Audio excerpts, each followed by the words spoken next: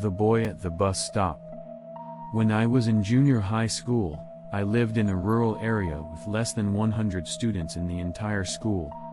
It was a rare day of heavy rain, and I was running along the unpaved, gravel-covered dirt road, splashing mud as I went. The bus I used for commuting to and from school ran approximately once an hour, if that, and I was now rushing out of school to catch the bus, running through the rain toward the bus stop. The building was little more than a wooden frame with walls and a rust-colored roof that looked like corrugated iron. In front of the dilapidated hut-like structure, there was a sign with an old timetable, and a single rusty three-person bench. I rushed into that dilapidated bus stop. Despite the forecast of no rain, I grumbled as I wrung out my wet skirt and wiped the raindrops off with a handkerchief. Then I noticed a boy standing by the bench, in the corner of the building, looking rather lifeless, and I couldn't help but jump in surprise. Feeling a bit rude for my reaction, I tried to make small talk, saying, "Are you here to shelter from the rain too? It came down suddenly, didn't it?" But the boy just nodded, still looking down.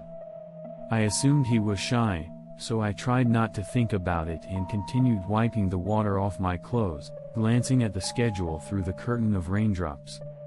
There was a simple wall clock inside the shelter, presumably managed by someone, and I saw that the next bus would arrive in about 50 minutes, causing me to sigh in disappointment. It was too long.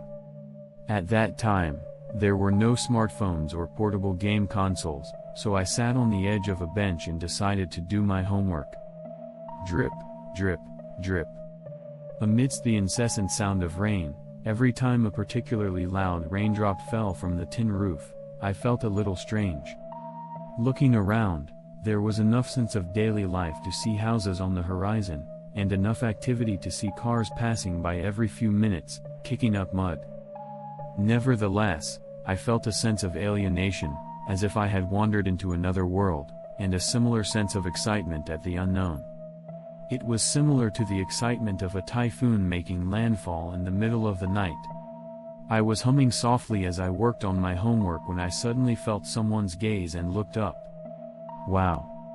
There, standing within arm's reach, was the boy who had been sitting in the corner just a moment ago. Upon closer inspection, even though he lived in the countryside, he wore a plain white t-shirt with no embroidery or decoration. He wore light-colored, slightly baggy shorts. He wore a student cap, which is rare these days, pulled down low over his eyes, as if to block out the gaze of others. Upon closer inspection, he was covered in mud and looked generally dirty, wearing Geta sandals. Even though I thought, "There's no way he's wearing Geta," I leaned forward, peering under the brim of his student cap, curious to see what his face looked like. "Sis, the bus is here." "Oh, really?" Just as I was about to see the boy's eyes, he spoke in a monotone voice, like he was reading a novel aloud, and pointed to the sign with his left hand, which was hanging limply. I saw the iron vehicle, repelling raindrops, approaching as if it owned the place, pushing aside the mud. After quietly thanking the boy, I began to tidy up the scattered luggage. Looking at the clock, it seemed that nearly 40 minutes had already passed. Although progress was slow, I couldn't help but be surprised that so much time had passed without me noticing. The bus stopped, I got on at the door and sat down in the seat next to me, but the boy didn't get on and just stood there, looking down again. "Aren't you getting on?" The boy nodded without looking up. "The next bus will be here in an hour, right?" The boy just nodded again. I found it strange, but if he said he wasn't getting on, there was nothing I could do about it, so I said, "It's okay," to the driver, and the door slammed shut with a loud bang. I was worried about the boy, so I looked down at the bus stop from the window. "Eh?" I was startled. The boy, who had been looking down, was raising his face. I swallowed hard as I watched his face gradually emerge from under his school cap.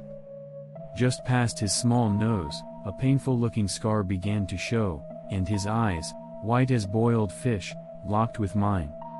The scar looked like a burn, with complex bumps and dents like the surface of a melon.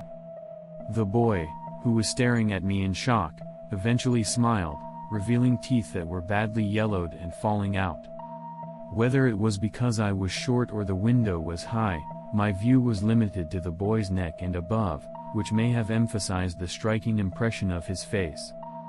Despite my surprise, I thought it was rude to frown at someone's face, so I forced myself to maintain a neutral expression and gave the boy a polite smile. Then, as the bus pulled away, I thought it was time to say goodbye to the boy and felt a sense of relief, but then I noticed that his face was still staring at me through the window. The boy's face remained at a certain distance from me, as if he were being pulled away by the bus. I wondered if he was running after me, so I looked down at the road, but there was no sign of him. Yes, the boy was running alongside me at a constant speed, his head detached from his body. Once I realized that the boy in front of me was an abnormal being, fear suddenly arose, and I froze in place, unable to move. I could only stare in shock at the boy running alongside me. After running alongside him for a while, the boy suddenly opened his mouth wide, and from inside his pitch-black mouth, a small white child's face peered out and said something to me. I couldn't understand what was happening, and I just prayed desperately for the boy to disappear. I closed my eyes and kept praying. Dawn. But when I opened my eyes in surprise at the loud noise, I saw the boy stuck to the window and another child's face peeking out from the wide-open mouth, pressed against the window glass. I let out a loud scream. Ah! Startled by my scream, the driver seemed to lose control of the steering wheel slightly, causing the car to swerve a little, but he quickly corrected it and asked, "Is everything okay?" while checking the rearview mirror. Perhaps the driver's presence helped me regain my composure, and I felt a little relieved. When I looked out the window again, I was confused to see that there was nothing there, and my heart sank. "Nothing, I'm sorry." When I said that, the driver smiled wryly and said, "Well, it's boring, so you get sleepy," thinking I must have dozed off and had a scary dream. However, I didn't know how to explain it either, so I just apologized again, feeling embarrassed, and could only stare at the empty window. That evening, I told my father about what I had experienced at the bus stop after taking a bath. At first, my father laughed and said it must have been a daydream, but gradually his expression became serious, and he pointed his index finger as if he had suddenly remembered something and said, "Come to think of it, I heard from my father that there was an air raid in the area where that bus stop was built. I heard that several children were killed at that time, so maybe it really was a ghost, ha ha ha." My father has a carefree personality and said he would like to meet a ghost if one existed, so he talked about it cheerfully. Looking back on what my father said, that boy may indeed have been a student during the war, judging by his student cap. However, if the boy I saw was that ghost, what was it that ran alongside the bus, had the faces of other children peeking out of its mouth, and ended up humming something? I hope it was just the boy playing a prank to scare me, but if he was trying to convey something important, the way he was banging on the window doesn't seem like it was anything pleasant. Since that day, I've made a point of avoiding that bus stop alone and visiting it with friends whenever possible.